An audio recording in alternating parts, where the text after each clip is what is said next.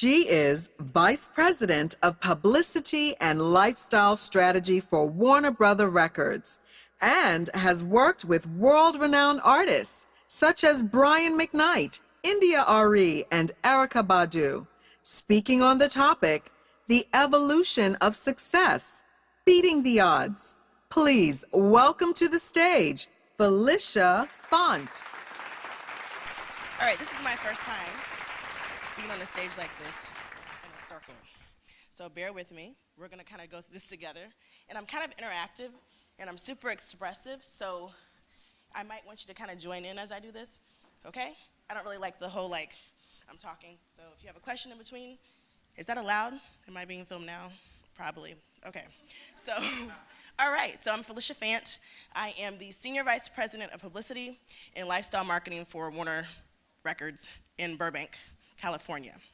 So this is about the evolution of success and beating the odds. It's kind of a twofold story because, of course, I'm telling you how I got to my position, but I'm also explaining to you what publicity is and how I take an artist who is really unknown and make them famous, such as Andra Day.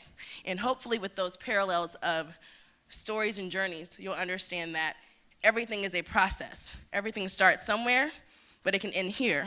And how we get there is really based on you and how authentic you want to be, okay? And remember the word authentic, because I think it's important for anyone to really achieve success. Let's see how we do this.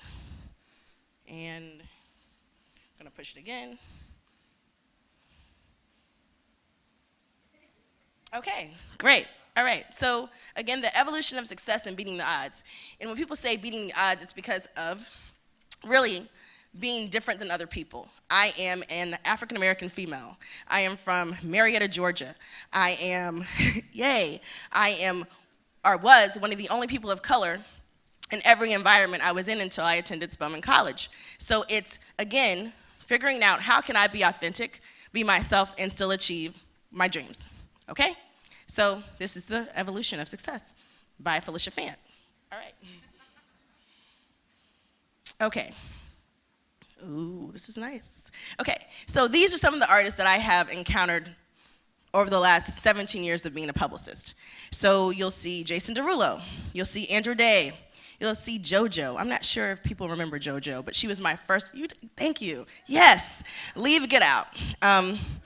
Andre 3000, Kimbra, Party Next Door, Kid Cudi. So again, these are just case studies of some of the artists that I hold dear to me because of my experiences. Okay. Now, the evolution of success. So we start with Hollywood, Here I Come. So again, I am from Marietta, Georgia. I attended Spelman College. I did not know what I wanted to do when I got on that campus, but I'm like, I'll major in English. I don't want to be a lawyer. I don't want to be a teacher. So what will I do with this English major? Well, because God loves us all, and he surely loved me, he let me see a posting in the cafeteria that said, we are looking for English and journalism majors to intern at CNN. I thought literally all my prayers had been answered. I was smiling ear to ear. I was jumping up and down the cafeteria, even though the food was not so good that day. I was so, so happy because I'm like, finally, I can apply this English major to something other than what I knew. And I want to really say this, it's what you know. Sometimes you have to look further than what's in front of you. So this allowed me to understand that there was something I could do with this major. I had never heard of public relations. I had no idea what it was. But now, this was something I was going to pursue. So I got an internship at CNN. After interning there, I was then interning at UPS Corporate. But in that time space of being at CNN and UPS, I didn't want to be still part of this corporate structure. I was not someone who felt comfortable wearing a suit. And that doesn't make it good or bad if you do, but it didn't speak to me. I didn't want to have a conformed ideal of what I wanted to be. So what else could I do with this English major? And then I got an internship at the radio station. And this is kind of my entry point into the music business. So now I was interning at 107 under Chris Lover, who is now Ludacris. So when we talk about journeys, he was the radio DJ when I was the radio intern, and his manager was the program director.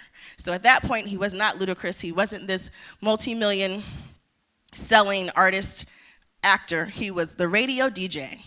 So to see that is really what I'm saying, from evolution to success. And I was able to get my first shot at understanding the music business from this internship. But lo and behold, I had graduated. I thought I wanted to be a publicist. Well, I knew I wanted to be a publicist. I thought I would have a job automatically because I did everything right. I had my degree. That matters, right? I had my degree. I didn't break a law like Mr. Miles said before. I stayed out of jail, all these great things, but I still, which is kind of hard on campus when you're having a good time. Anyway, but I still made it, and I still didn't have a job. So my big sister was like, well, you know what, come work with me at Evander Holyfield's property, and we can do events. And I was like, okay, anything to keep my parents off my back. I'm an only child. I'm stressed out, but I've got to get out of Georgia. And I don't mean that in a negative way, but I knew I wanted to leave because my goal was to get to New York. So I thought again, an angel heard my cry, and I met this woman who said that she did PR in New York. So she had a publicity firm that specialized in music, athletes, models, you name it. I was like, this is great, I'm gonna go work for her. So I packed up my bags, I moved to New York, and within 8 weeks, her company closed.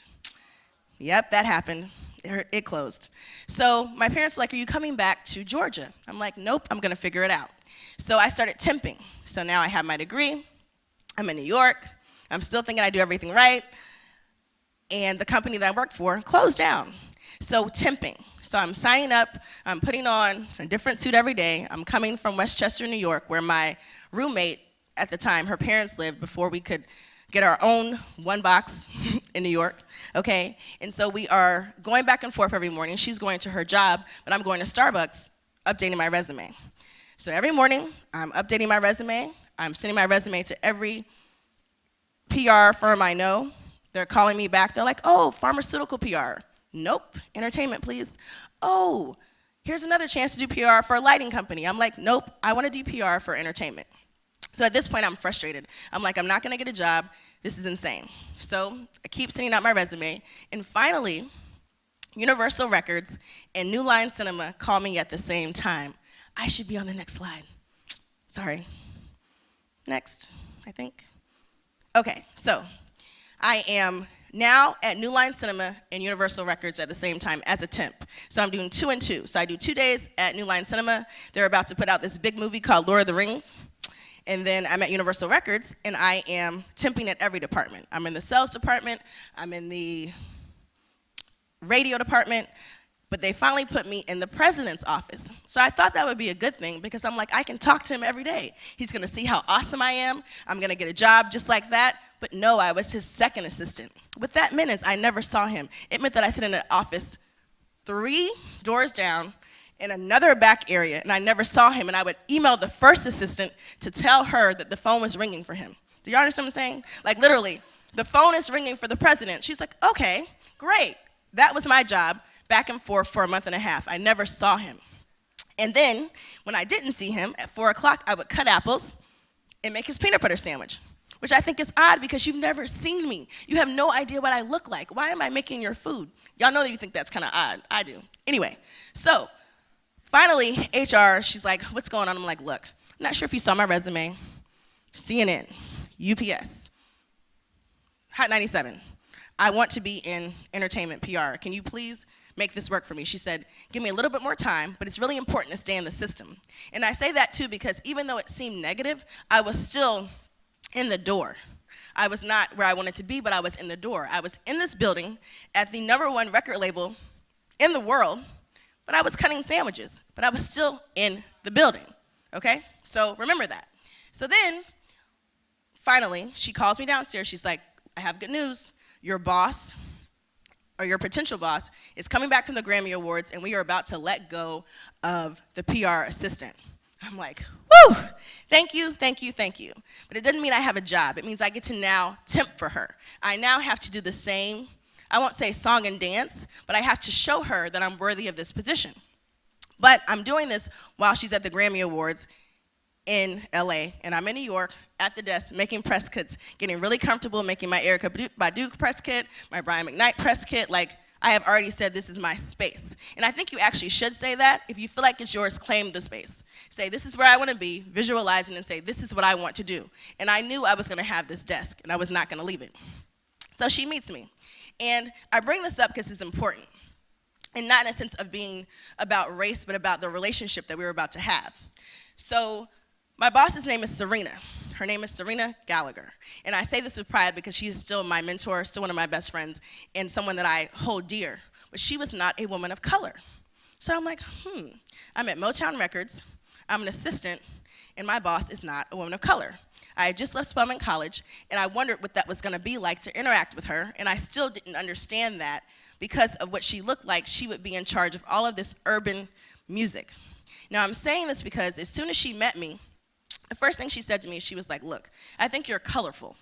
And I think maybe you guys think I'm colorful too, at least I hope so, because I would not like to be uncolorful. But she said, you are colorful, and it makes me nervous because I really feel like I want someone to take this position seriously. And that, I don't know, whatever that is in your head when you want to do something illegal, I was like, what do you mean take this seriously? I'm here, I'm focused, what does that mean? She said, this is a job where you're gonna interact with a lot of people who may test how serious you wanna be. I don't mean that in a negative way. I'm not saying that you're not qualified for the job. I just want you to understand that this is not gonna be an easy journey. And because it's not gonna be easy, and because you and I are not the same person, I also want to connect you with a couple of black female mentors to help you along the way. And I know that sounds like, what do you mean? But what she wanted me to understand is that I was a woman in this industry of a lot of men, and there's certain things that she would not be able to identify and explain to me. So I'm saying to you, find your mentors. Find people who can speak to you, who can protect you, who can encourage you. And again, they may not have to look like you. It could be a balance of everything, and actually it should be, because that's what the world looks like. But she made sure that throughout my experience with her, that I had a balance of people that were going to be able to identify with some of the things that I would experience as a young female growing up in a very male-oriented business that can sometimes appear misogynistic, sexist, you name it, and made sure that I was able to stay clear and focused throughout the journey. So, I'm now hired. Congratulations, I'm now a PR assistant. I'm making a whole $27,000 a year. I am balling, I think.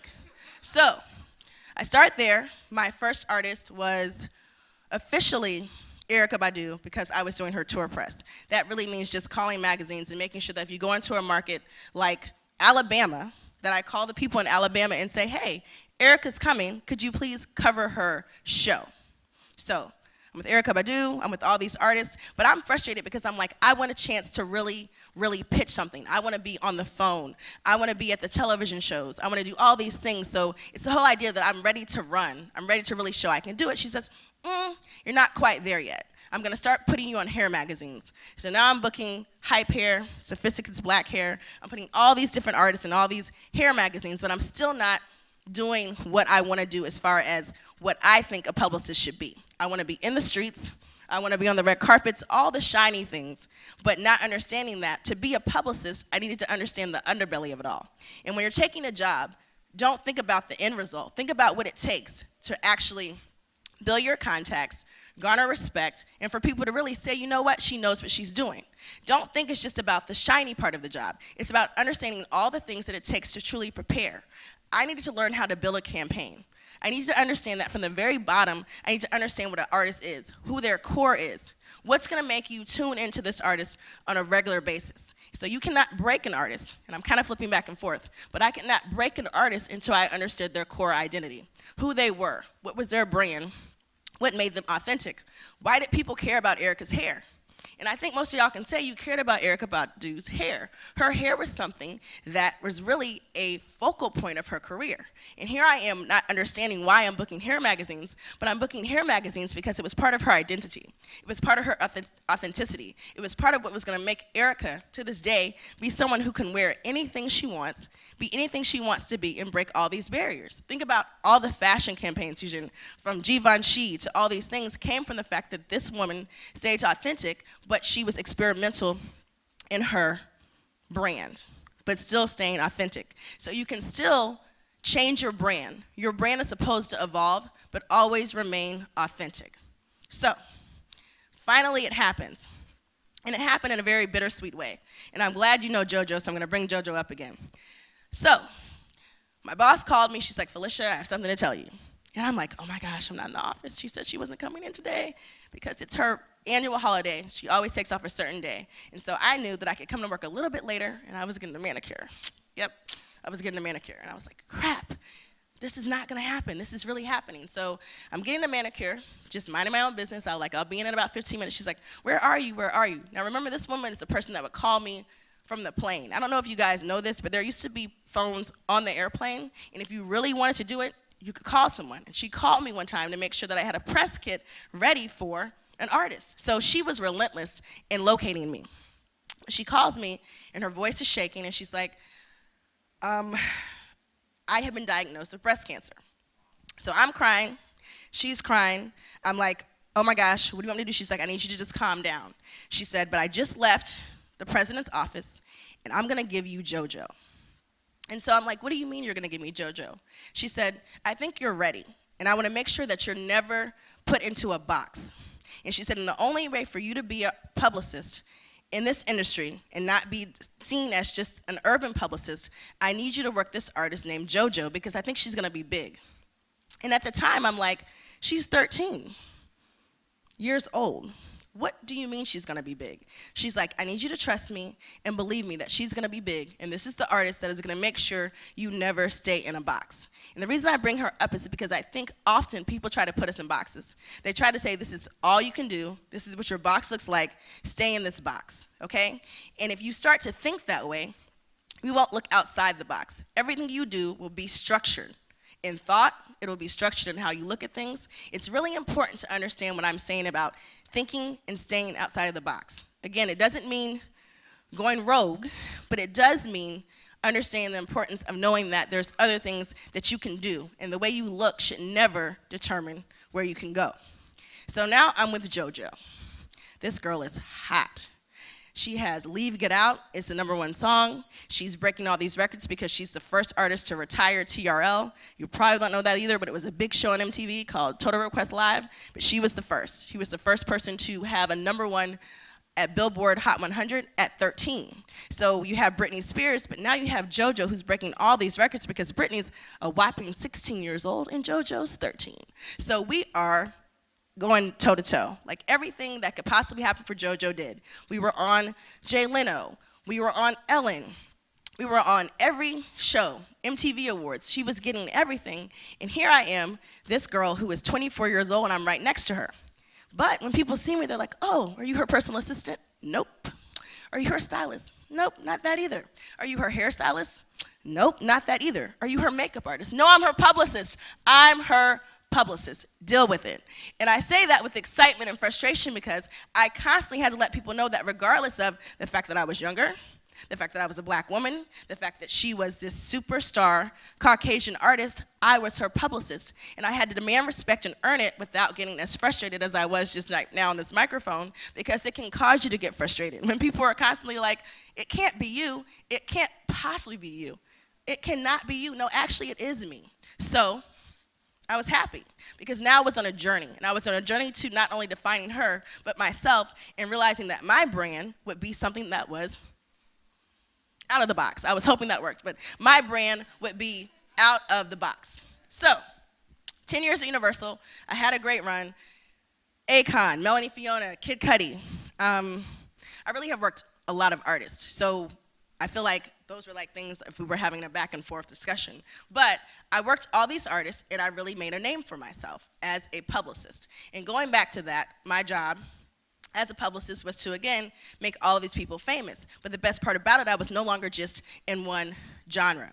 I was in pop, I was in rock, I was in indie rock, I was in all these things, and it allowed me to really see that I could be anything I wanted to be, and I could make my brand anything I wanted to be because I had access to all of these different things. So it's really important when you're trying to develop your brand to really study all the things you like. You know, talk to everybody, talk to everything. Do your homework to figure out who you are. Don't think that you have to do everything one way. So, after 10 years at Universal, I had Kid Cudi. And I bring up Kid Cudi because he was an artist that was left of center as a rapper. He was what people would say the skinny jean rapper. He wasn't someone who had on chains. He wasn't someone who had a deep bravado. He was someone who was experimental in who he was. And so I bring that up to say, I probably should go to the next slide because I feel like okay, we're just gonna back up.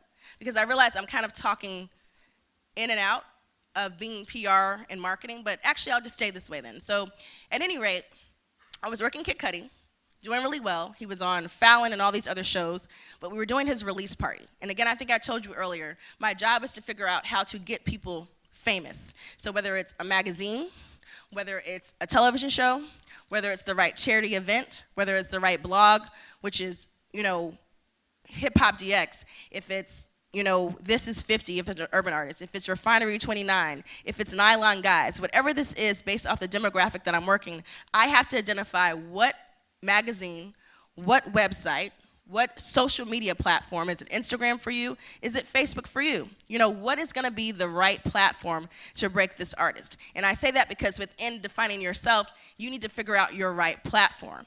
Every platform is not for everybody. So figure out what makes sense for you, what's gonna get you there, but also really know what speaks to your demographic, what speaks to your brand, what speaks to yourself. So after working Kid Cudi, I went to a football game, and at this football game, I see Leor Cohen. Leor Cohen is the chairman of Warner Music Group. And the reason I walked up to him was because Kid Cudi had done a concert that his son, Leor Cohen's son, could not get in. And he couldn't get in because the fire marshal was standing next to me, and we were at capacity. And so at that point, I bring this up because you never know what opportunity is going to be in front of you.